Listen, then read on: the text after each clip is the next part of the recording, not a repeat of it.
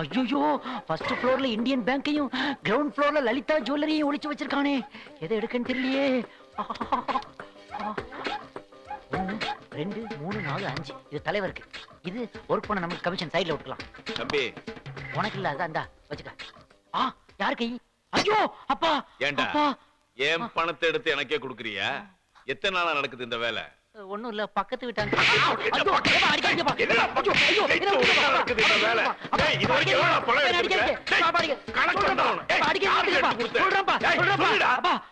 எழுத்து விட்டு அரசியல் மாமா இருக்கிறாரப்பா. ஆமா, அந்த நாய்க்கு என்ன? அவரு வரப்போற எலெக்ஷன்ல எம்எல்ஏக்கு நிக்கிறார். அது சம்பந்தமா செலவுக்கு ஒரு 50,000 ரூபாய் இருந்தா வேணும்னு கேட்டாரு. அதான் எடுத்தேன். ஏண்டா அந்த நாய் எம்எல்ஏ நிக்கிறதுக்கு எதுக்கு நம்மூட்டு பணத்தை எடுத்து கொடுக்குற? என்ன முட்டாள்தனமா பேசுற நீ? நாளைக்கே அவங்க அண்ணன் பொண்ண நான் கல்யாணம் பண்ணிட்டேன்னா அவர் நமக்கு சம்மதி ஆயிடுவாரு. உன் சம்மந்திக்கு இன்னைக்கு ஆத்திர அவசரத்துக்கு நாம உதவி செய்யலன்னா எப்படி? அதான் எடுத்து கொடுத்தேன். அவனுக்கு தான் ஆளுக்கு ஒரு பக்கம் போயிட்டானுங்களே, அதனால அந்த சம்பந்தமே வேணாம்னு முடிவு பண்ணிருக்க. மறுபடியும் அதை பத்தி பேச. நீ என்ன வேணாலும் முடிவு பண்ணிக்க. ஆனா பத்மா தான் என்னோட பொண்டாட்டி. அதை யாராலையும் மாத்த முடியாது. அது மட்டும் இல்ல, கிருஷ்ண மாமா சொன்னாரு, டேய் எங்க அண்ணனை இல்லன்னு சொன்னாலும் சரி, ஏன் உங்க அப்பனை எதிர்த்துனாலும் சரி, மவனை அத்தனை பேரை வெட்டி விட்டு பத்மாவை நான் உனக்கு கட்டி வைக்கிறேன்டா எனக்கு வாக்குறுதி கொடுத்திருக்காரு. தெரியுமா? ஓஹோ, அந்த அளவுக்கு அந்த நாய் உன் மனசை மாத்தி வச்சிருக்கானா? அத வேற வகையில நான் கரெக்ட் பண்றேன். வெற்றி மாமா சக்சஸ். வெற்றி மாமா வெற்றியா? பெரிய ஆள்ரா நீ. 10 நிமிஷத்துல வந்து 5 நிமிஷத்துல வந்திருக்க பத்தியா? வெரி கிரேட்ரா. எனக்கு அப்புறம் இந்த தொகுதியில அடுத்த எம்எல்ஏ நீதானா? ஐயோ, அது உங்க ஆசீர்வாதம். நல்லறா. சரி, போஸ்டர் அடிக்கணும். முதல்ல பணத்தை எடு. பணமா? அது வந்து அப்பா. அப்பா என்ன பணம் எடுக்க போய் பார்த்தானா? ஐயோ, நீங்க வேற மாமா. கூட்டு வர சொன்னாரு, அவரே தாராராம். என்ன அவரே தரேனா? ஆமா. என்னால நம்பவே முடியலையே. ஏண்டா நான் எம்எல்ஏ போற விஷயத்தை எது உங்க ஒப்பன்ட்ட சொன்னியா நீ? ஆமா. அதான் விழுந்தான். இல்லன்னா சாமானியமா ஒத்துக்குவானா உங்க அப்பா? டேய், ஆண்டவனா இருந்தாலும் அரசியல்வாதிட்ட சரண்டர் ஆயிட்டான். இதுல உங்க அப்பா ஏமாத்துறான். ஐயோ, அடுத்து உன் கல்யாணத்தை பிரமாமா நடத்திடுறவா. வாடா பாக்ஸர் கிருஷ்ணா, இன்னையோட நீ பரலோகத்துக்கு போற. உனக்குன்னு வாங்கினது தாண்டா இந்த துப்பாக்கி. அப்பா வாங்க. அப்பா அரசியல் மாமா. சம்பந்தி சம்பந்தி சம்பந்தி உட்காருங்க. சம்பந்தி, அன்னைக்கு நீங்க அருவாளை தூக்கும் போது கூட உங்களை பத்தி என்ன நினைச்சேன் தெரியுமா? நீங்க ஒரு முரடே முட்டாள் நினைச்சேன். அது வாஸ்தவம் தானே?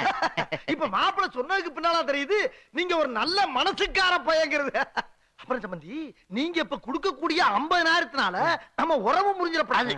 வரப்போற எலெக்ஷனுக்கு டொனேஷனா ஒரு 10 லட்சம் ரூபாய் கொடுத்தீங்கன்னா. என்ன சம்பந்தி? சொல்லு சொல்லு சொல்லு. 10 லட்சம் ரூபாய் கொடுத்தீங்கன்னா இந்த எலெக்ஷன்ல நான் எம்எல்ஏ ஆயிருப்பேன். அப்புறம் என்ன, நீங்க வீட்டை காலி பண்ணிட்டு மொட்டை மாடி போயிருங்க, நான் வீட்டை கட்சி ஆபீஸ் ஆக்கிறேன்.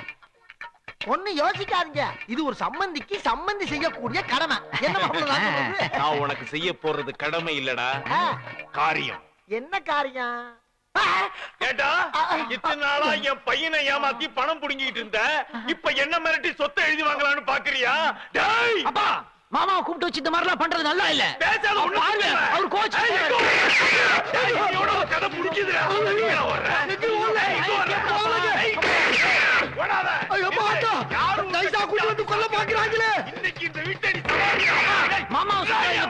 கல்யாணம் நின்றோம். ஐயோ, எவனை நம்பி பேச முடியலையே.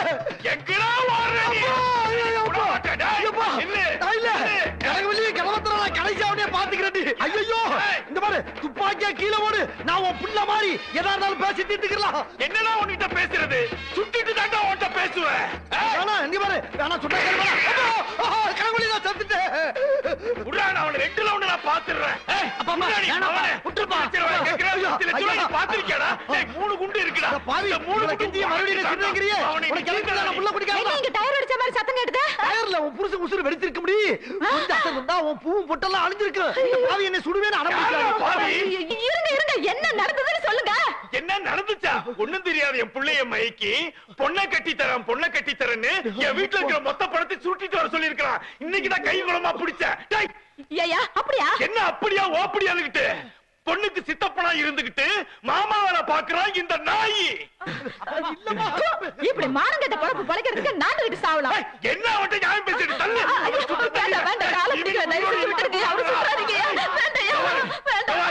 உனக்காக இவனை மன்னிச்சு விடுறேன். ஆனா ஒரு கண்டிஷன், இன்னும் 1 மணி நேரத்துக்குள்ளார குடும்பத்தோட இந்த வீட்டை காலி பண்ணல, நாய உன்னை நடுவு மண்டையில சுடுவேன்.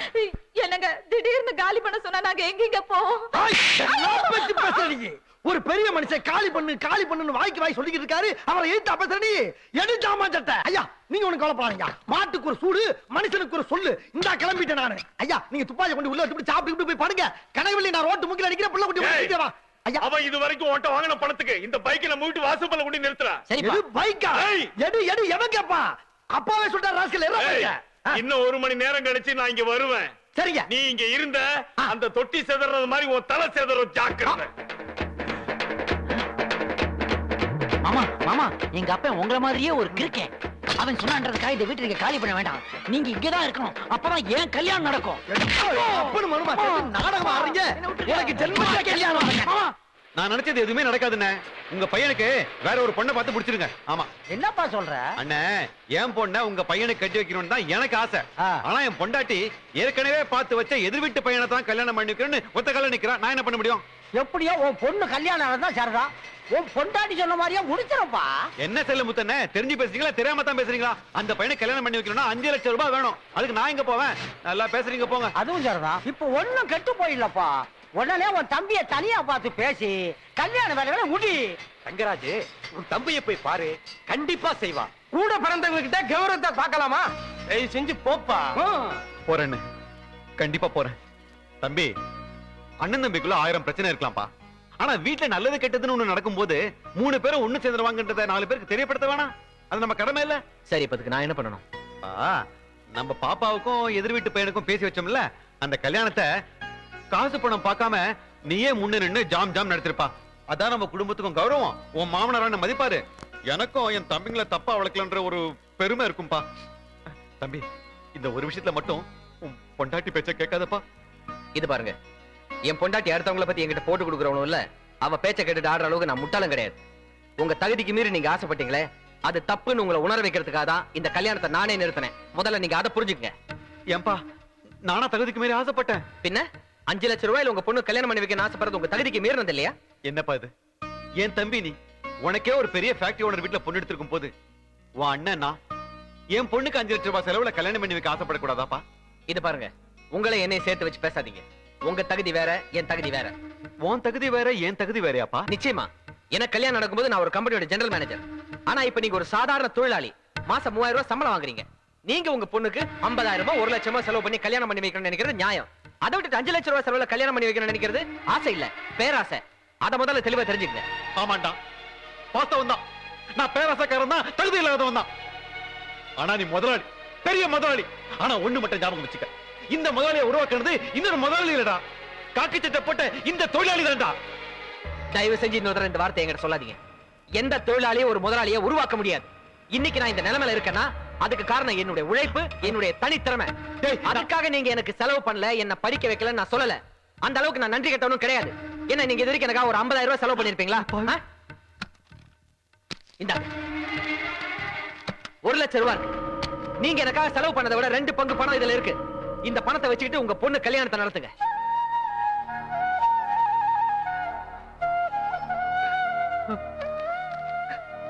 இந்த பணத்தை வச்சா பாசத்தை வேலை பேசுற? வேணாம்ப்பா, அது நடக்காதுப்பா. தம்பி, அப்பா செத்த கொஞ்ச நாள்ல அம்மாவும் செத்துட்டாங்க. நீங்க 2 பேரும் அண்ணா எங்களுக்கு யாரு இருக்காங்கன்னு ஓடி வந்து என் காலை பிடிச்சிங்க. தம்பிங்களா நான் இருக்கண்டான்னு கட்டி அணைச்ச. எதுக்காக? நீ 1 லட்சம் ரூபாய் கொடுப்ப, அதை என் பொண்ணு கல்யாணம் நடத்துவேன்னா? இல்லப்பா, பாசம். ஒரே வயத்துல பிறந்தங்கிற பாசம்ப்பா. அத நான் வேலை பேச தயாரா இல்ல.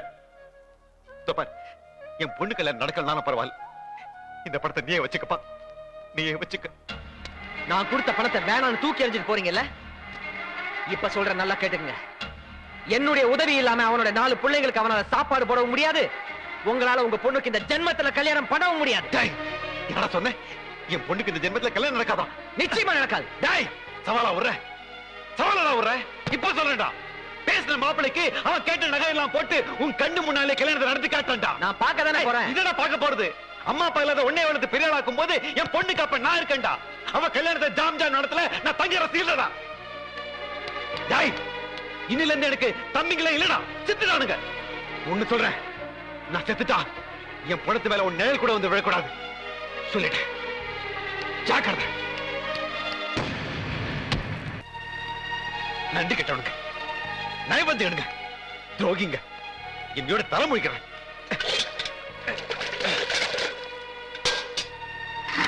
என்னங்க